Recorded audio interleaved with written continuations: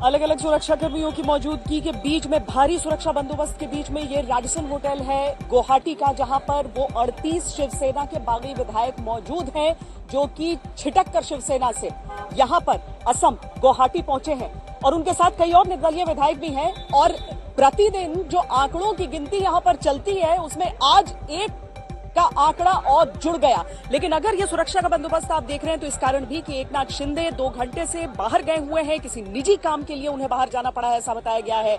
लेकिन ऐसी उम्मीद की जा रही है कि हो सकता है वो कुछ देर में वापस यहां पर लौटकर आए। लेकिन तस्वीरें भी हम आपको दिन भर की दिखाते हैं। तस्वीरें दिन भर की जो हलचल रही है अभी तक, वो हम तस्वीरें आपको दिखाते हैं कि किस तरीके से मुंबई से लेकर असम तक, मुंबई से लेकर गुवाहाटी तक पूरी हलचल रही है। शिवसेना की तरफ से तरह तरह की बातें, तरह तरह के दावे किए गए हैं। उद्धव ठाकरे ने सीधे तौर पर यह कहा कि हम सत्ता के लालची नहीं हैं।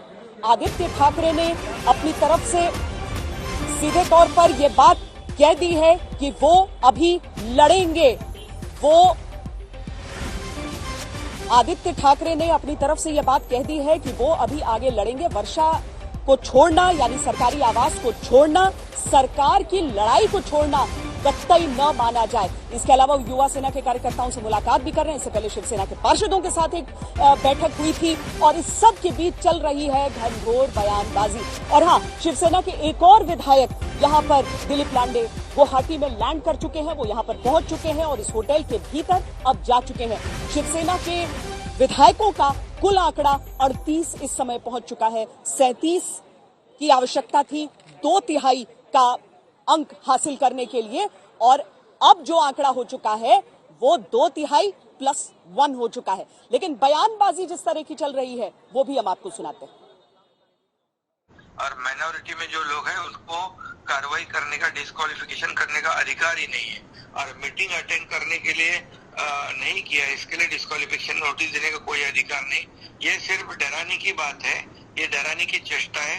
और इसलिए ये शिवसेना के जितने हमारे पास एमएलए है, निर्दलीय है, उन्होंने कहा है कि ऐसी एक नोटिस नहीं 10 नोटिस आएंगे तो भी हम लोग डरने वाले नहीं, क्योंकि आप कार्रवाई करने का अधिकार ही नहीं है।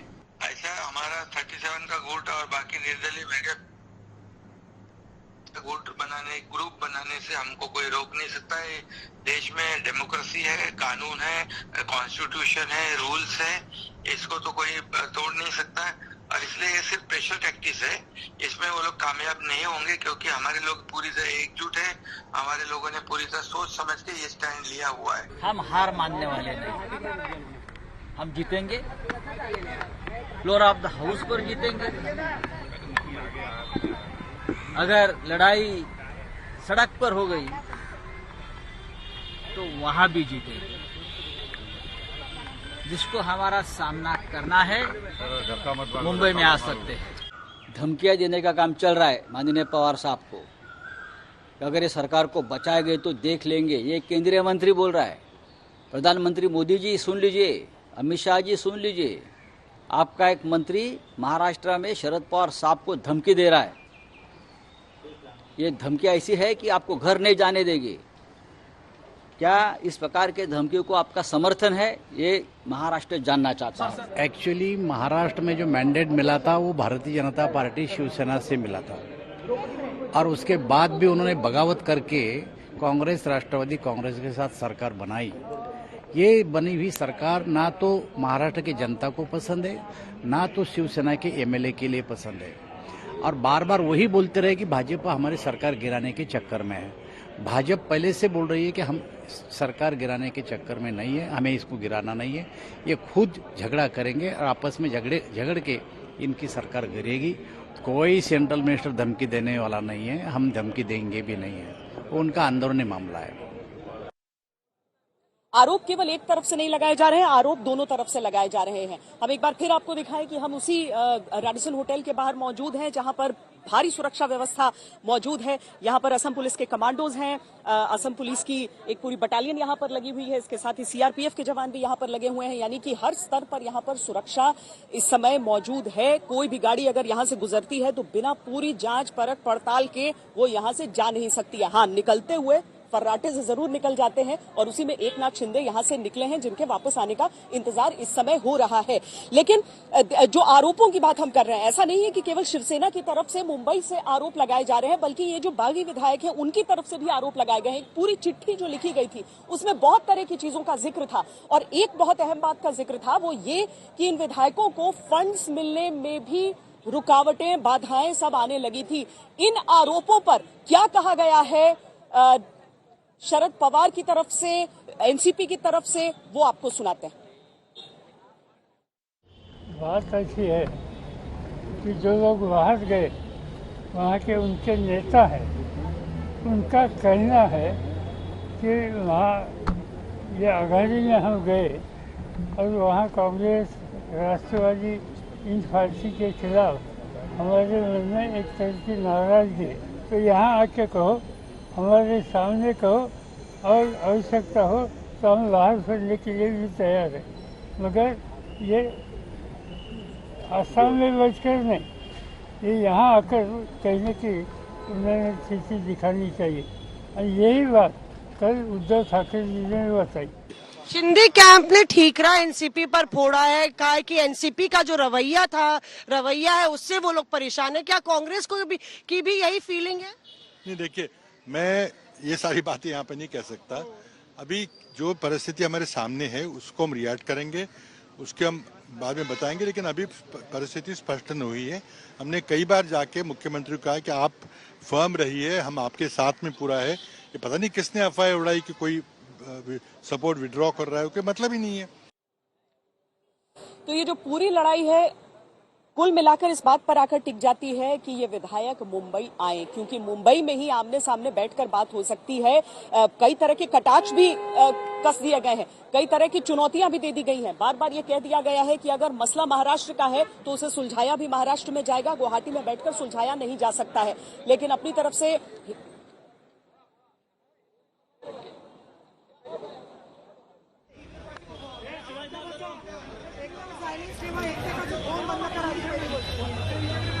भारतीय राज्यघटनेच्या अनुसूची आहे,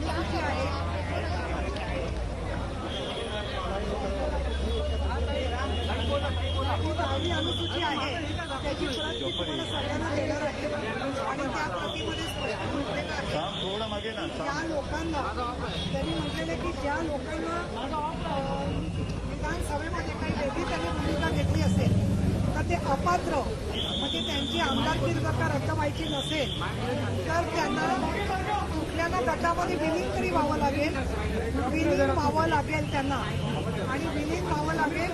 अन्यथा त्यांचा जो गट आहे तो मूळ पक्षापासून विलीन झाला नाही तर त्याच्यामध्ये त्याला अपात्रतेमधून सुटका मिळणार नाही।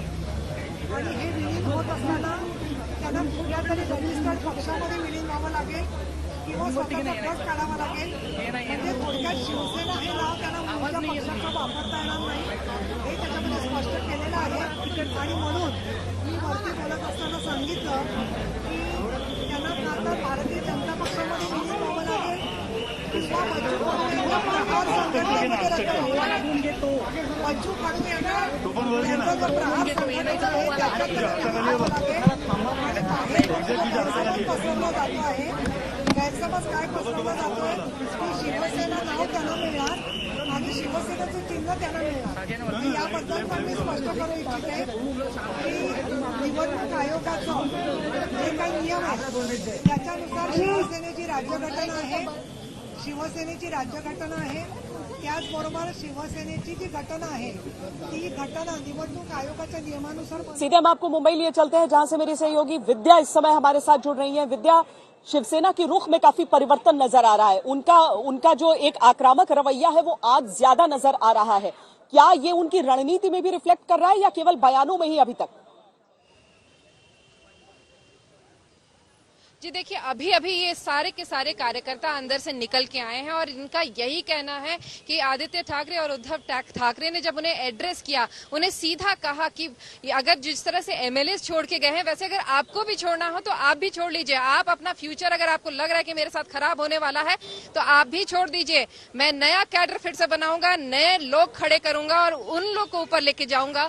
यही चीज सामने आई है इस पूरे जो मीटिंग हुई है जिला पर जो अध्यक्ष थे उन सब लोगों के साथ। कई सारे लोग हर जिले से जो आए थे उन सब के साथ यही हुआ। और इसके बाद अब आदित्य ठाकरे युवा सेना जिसको वो हेड करते थे उनके साथ वो मीटिंग कर रहे हैं। तो लग यही रहा है कि इसी तरह का अप्रोच युवा सेना के साथ भी कहा जाए, क्योंकि नए नए कैडर इकट्ठा करने की जो बात कही है वो ऑब्वियसली युवा सेना से भी आएगा। तो यही वजह है कि इस पूरे जो आज जो मीटिंग है उसमें यही निचोड़ निकल रहा है कि ये जो हमने देखा था 2 दिन पहले तो बहुत प्यार से बात कर रहे थे, लेकिन जैसे जैसे दिन बदल रहा है और लोग नहीं मान रहे और जिस तरह से वो आरोप लगाना शुरू कर रहे हैं, गुवाहाटी से जिस तरह से आरोप लग रहे हैं, वैसे ही अब इनका भी रुख काफी आक्रामक हो गया है। यानी भय बिन होई न प्रीत वाले मंत्र को ये अपनाना चाहते हैं, लेकिन यहाँ सरकार बचाने से ज्यादा पार्टी बचाने की कोशिश दिख रही है। विद्या, बिल्कुल, देखिए वैसे भी आप देख लीजिए, उद्धव ठाकरे ने कभी ये नहीं कहा कि मुझे सत्ता से प्यार है। वो तो सिर्फ हमेशा यही कहते आए थे कि उनके लोग सत्ता में होने चाहिए थे। वो जब बीजेपी के साथ जब भी लड़ाई हुई थी 2019 में, तब भी उन्होंने यही कहा था कि मुझे कुर्सी नहीं चाहिए, मेरे लोगों को आप कुर्सी दीजिए थे। ये जो वजह है, इसकी वजह से अगर जो किरकिरी जिस तरह से हुई है वो उद्धव ठाकरे को बिल्कुल पसंद नहीं आई है। जिस तरह से बेइज्जती आप कह लीजिए, खुद के लोग जो उंगलियां उठा रहे हैं उनके ऊपर, ये जो इनको उंगलियां उठती हुई दिख रही हैं वो अच्छी नहीं लगी है। और यही वजह है कि उद्धव ठाकरे और जितने भी शिव सैनिक, और आप सुन लीजिए ये सिर्फ ठाकरे का ही नहीं, जितने जो शिव सैनिक हैं उनका भी यही मानना था कि जो एमएलए गए हैं हम उनको सबक सिखाएंगे। हम नहीं चाहते कि जो जिस तरह से राणे गए, जिस तरह से हमने कभी उनको वापस नहीं बुलाया, हम इनको भी वापस नहीं बुलाएंगे। यही रवैया जब छोटे से छोटे शिव सैनिक का है तो समझ लीजिए कि नेताओं का क्या होगा। ये जो अघाड़ी के सारे पार्टनर्स हैं विद्या, उन सब में इस चीज को लेकर एकजुटता दिख रही है, क्योंकि ये तो शिवसेना की अपना सरदर्द है, लेकिन सरकार गिरेगी तो सबका वहां पर देखने को मिलेगा। जो सूत्रों के हवाले से जो खबरें निकलती हैं उसमें एक अविश्वास भी नजर आता है सबका एक दूसरे को लेकर। देखिए 2019 में जब यही चीज एनसीपी के साथ भी हुआ था तो शरद पवार ने भी तो यही किया था ना। पहले तो मान मनोबल की बात हुई थी, लेकिन जब उनको लगा कि कुछ घंटों बाद भी जब एनसीपी के लोग नहीं आ रहे, अजीत पवार इनकम्युनिकेडो हो गए थे, तब उन्होंने भी तो यही रवैया अपनाया था। सीधे उन्होंने कह दिया था कि इन सबको निष्कासित किया जाएगा। जब आक्रामक रूप पवार साहब का देखा था सब लोगों ने, शरद पवार ने जैसे ही बोला था कि इन सबको निकाल दिया जाएगा, वैसे ही धड़धड़ करते हुए सब वापस दिल्ली से आ गए थे। कुछ लोगों को लाना पड़ा था, कुछ लोग खुद आए थे। तो यही शायद स्ट्रैटेजी इस बार भी हो रही हो, ऐसा लग।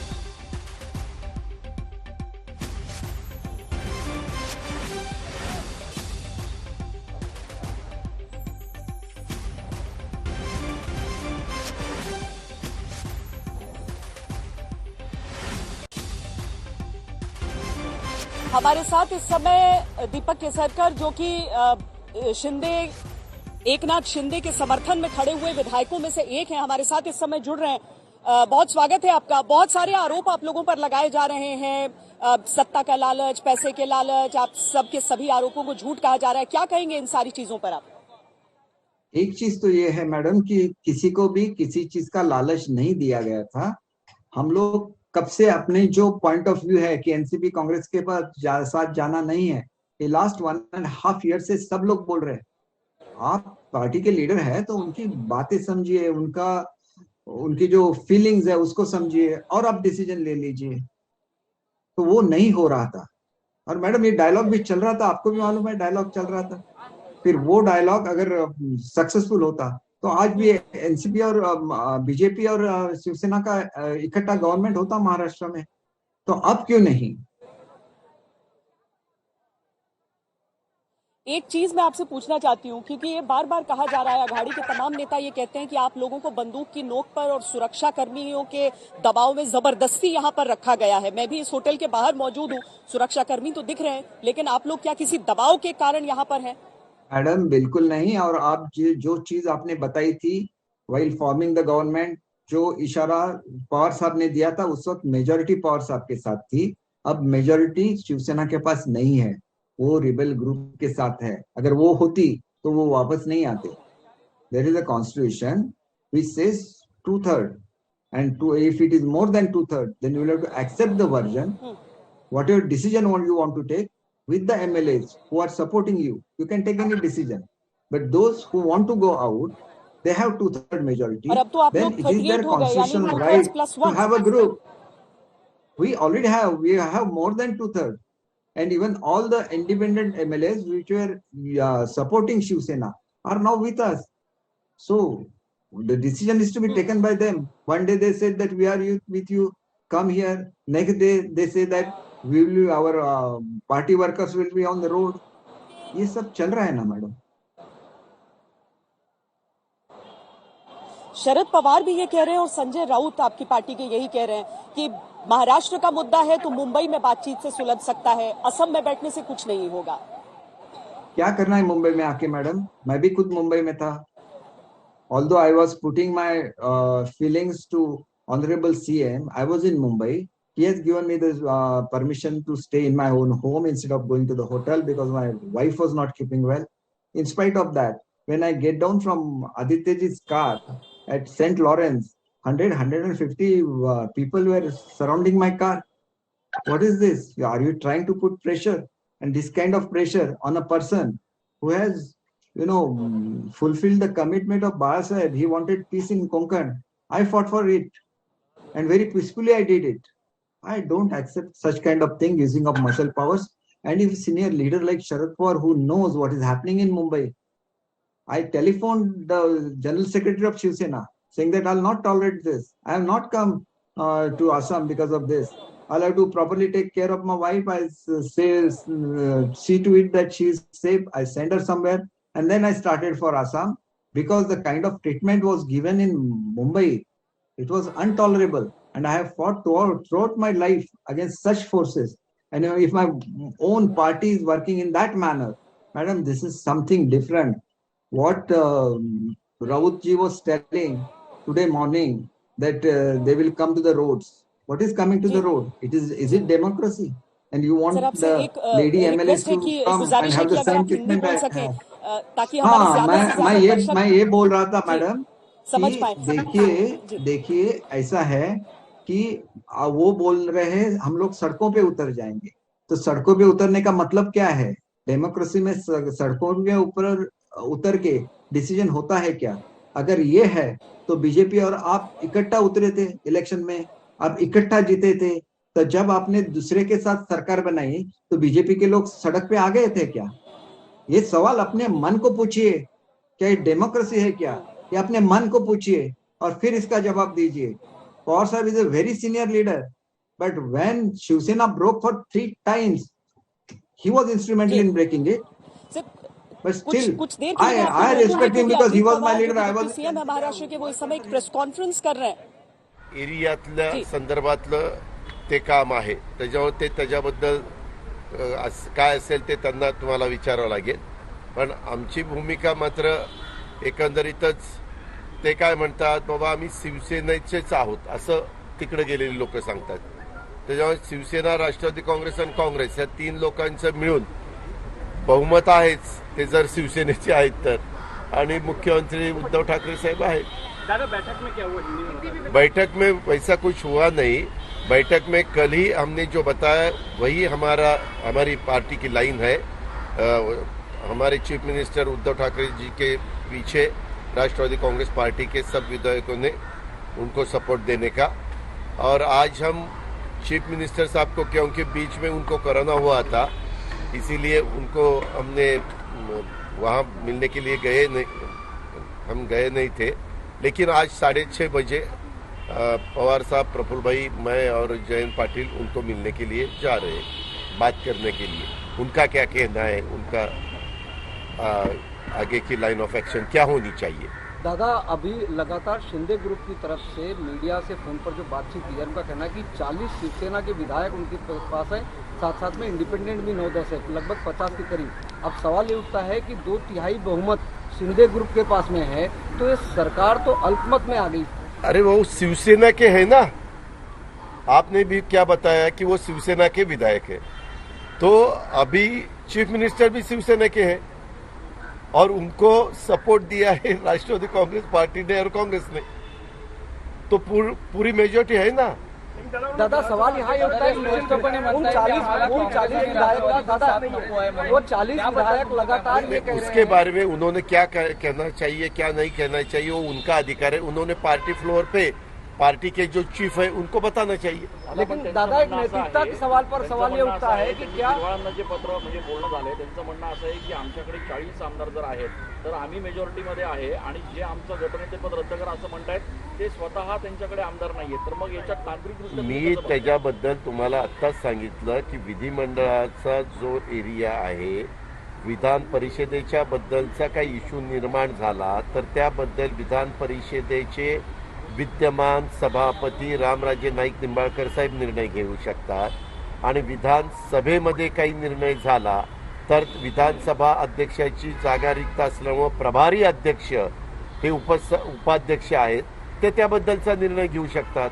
आता त्यांच्या पुढे काही पेपर एकनाथ शिंदे जो कि आज सुबह निकले थे यहाँ से और सबको ये लग रहा था कि कहीं जा रहे हैं, मुंबई जा रहे हैं या दिल्ली जा रहे हैं, वो यहाँ पर वापस लौट आए हैं। लगभग 3 घंटे के बाद वो यहाँ पर लौटे हैं।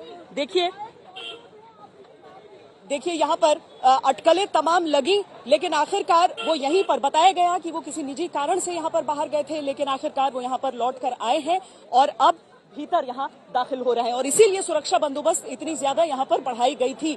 अटकलें बहुत सारी हैं, बार बार ये कहा जा रहा है मुंबई आइए, यहाँ पर आकर मिल बैठकर बात होगी, लेकिन अभी जो 38 शिवसेना के विधायक यहाँ पर हैं वो अपनी जगह से टस से मस नहीं हो रहे।